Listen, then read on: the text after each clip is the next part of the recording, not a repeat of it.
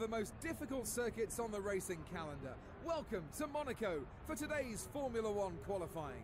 Qualifying will determine who'll sit on pole at this iconic track. These next few minutes could determine tomorrow's race result as well before it even starts. The driver on pole will be best placed to win the race, considering how difficult it is to overtake here. Exactly. To be in with a decent chance of winning here, you need to be on the front row. Even a few places further back on the grid, and you've got to rely on a bit of good luck to come your way, as overtaking opportunities are very limited.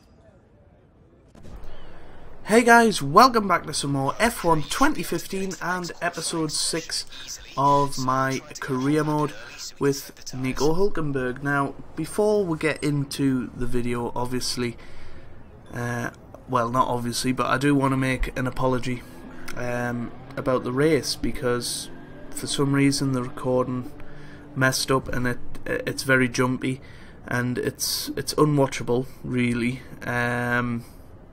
But because it was such a good race, I've actually decided to upload it, but I'm going to just speak over the top and maybe put some music in if I finish a little bit early. But it is a wonderful race, so stick around and watch it. Try and make the best of the footage that I got, but it is a bit jumpy in places, which is very, very unfortunate.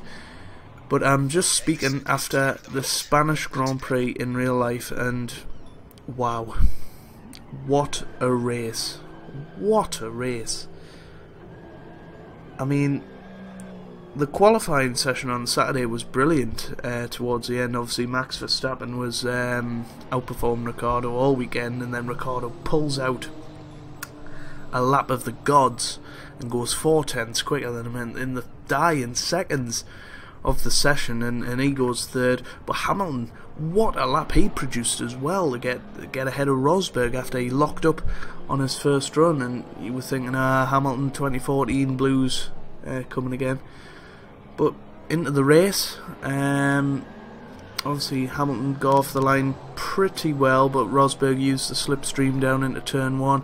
He got round the outside of Hamilton into turn 1, then he had the inside line for turn 2. I think he went a little bit wide in turn 3, and some sort of energy problem meant he was dropping back to Hamilton. Hamilton right in behind him, looking to go down the inside, and Rosberg comes over to the right hand side, squeezes Hamilton onto the grass, and well, Hamilton loses control, goes into the side of Rosberg, and they are both out of the Grand Prix before it even starts. Unbelievable start to the Grand Prix, and well, I mean, we'll get that out of the way before we talk about the rest of it. But I don't want it to overshadow what I'm about to say. But I honestly think it's Rosberg's fault.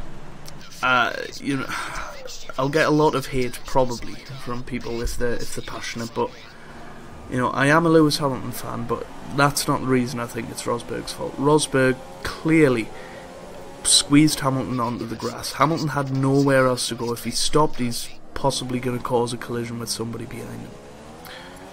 Hamilton's only option was to go onto the grass, and you know, it's slippy on the grass. It's not like on the game where you can just keep going.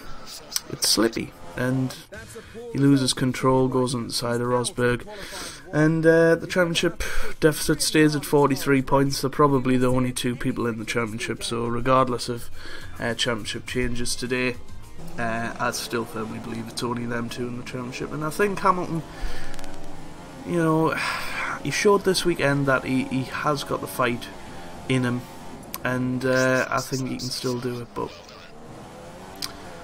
the rest of the Grand Prix, well, it was a bit tame until the Red Bull and Ferrari teams swapped, well, not swapped, they split the strategies for each of the drivers. So we had Daniel Ricciardo and Max Verstappen in a 1-2 early on in the race, and Vettel and Raikkonen were just behind, and I think we had about 8 seconds covering the top 4 going into sort of the first, second round of pit stops.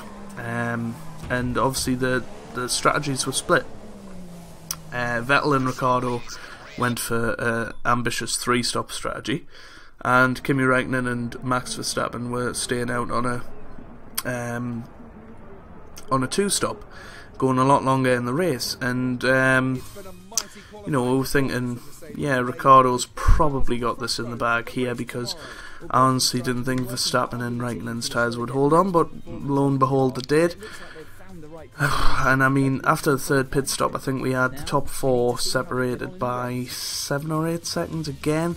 Obviously, Verstappen leading the race. We had Raikkonen in second. Raikkonen, I mean, I don't know how he didn't get past Verstappen. Obviously, Verstappen has good grip through the corners in the Red Bull, but Raikkonen, you know, should have had that straight line speed advantage, but it was all to do with the last turn. And yeah, very, very disappointing to not see Raikkonen get past him. But yeah, Max Verstappen won the Grand Prix. You know, after all this controversy this week about Kvyat being dropped, Verstappen moved up into the senior team, and you know, people may well be going over the top right now and saying, yeah, Red Bull made the right decision, Max Verstappen's a star, but who's to say Daniel Kvyat wouldn't have done the same thing in the Red Bull? You know, at the end of the day, Verstappen did only win the Grand Prix because the Mercedes were out. That's not to take anything away from him. He's still a wonderful driver. He's a wonderful talent, and you know, he's fully deserved to win the Grand Prix. And it was a stunning drive. I do not deny that. But you know, Mercedes, clean race, they would have won the race, definitely. But that is not to take anything away from Verstappen. It was a wonderful performance. And I am really happy for him. I'm not a Max Verstappen fan, and you know, I don't particularly like him, but you know, I'm happy for him. And seeing his dad get all emotional, that was nice to see. But it would have been nice to see the Iceman maybe get a win. Vettel in third. Obviously, Ricciardo had a puncture late on, so he was took out the reckoning, but he did finish just ahead of Bottas in fourth there. But interestingly, the fastest lap went to Daniel Kvyat, which is quite funny, I think.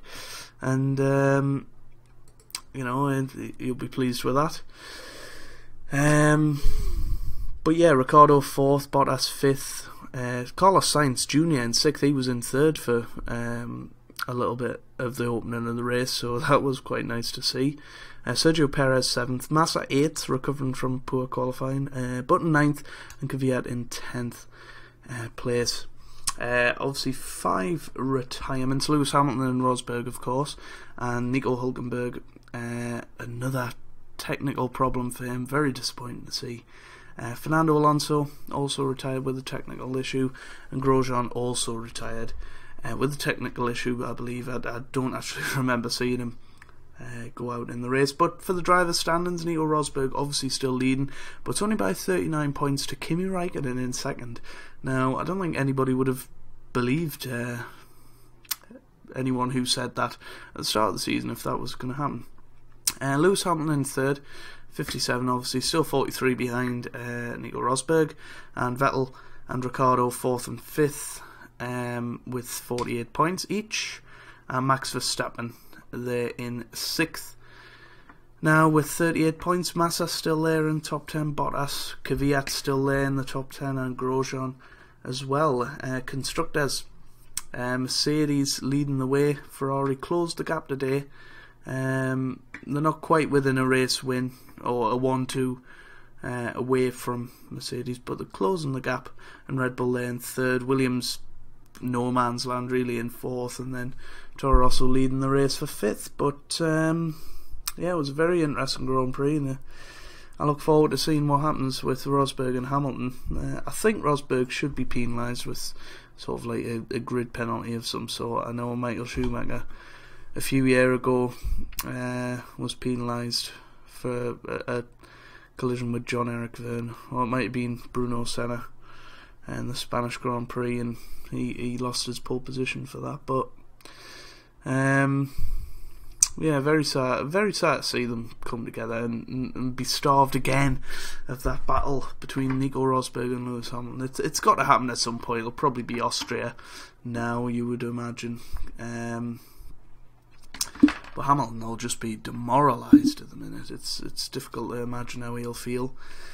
But yeah, football over the weekend. Obviously today a suspicious package was found in Old Trafford, and the match had to be abandoned.